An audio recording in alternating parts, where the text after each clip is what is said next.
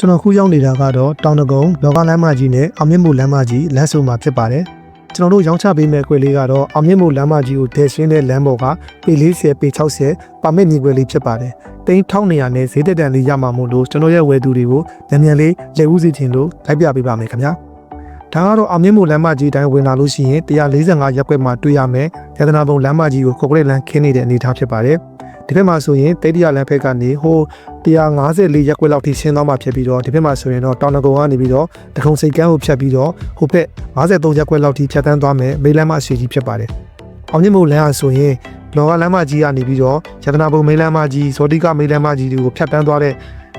အပြင်ဟိုဘက်မှာဆိုရင်ကျွန်တော်တို့အမတ်နှစ်လမ်းမကြီးထိလလပပကြီးဖြတ်တန်းသွားတယ်တကယ်အချစ်ချလမ်းမကြီးဖြစ်ပါတယ်မြင်ရတဲ့အတိုင်းလိုင်းကားဂိတ်များစွာနဲ့စီကားနေတဲ့ဒီအောင်မြင့်မို့လမ်းမကြီးရဲ့ဒေဆင်းခွေလေးကိုတိတ်1200နဲ့ရမှာမို့လို့တူတူပါကြည့်လိုက်ရအောင်ခင်ဗျာ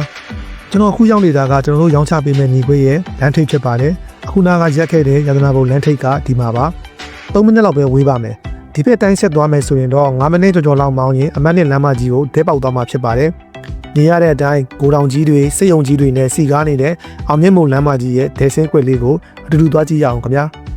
ဒီခွေလေးပဲဖြစ်ပါတယ်ဒါကတော့ကျွန်တော်တို့ခုနပြခဲ့တဲ့အောင်မြင့်မို့လမ်းမကြီးထိပ်ဖြစ်ပါတယ်မြင်ရတဲ့အတိုင်းလမ်းဆောင်ရတောင်မှ3မိနစ်လောက်နဲ့ရောက်တဲ့အနေအထားမှာရှိပါတယ်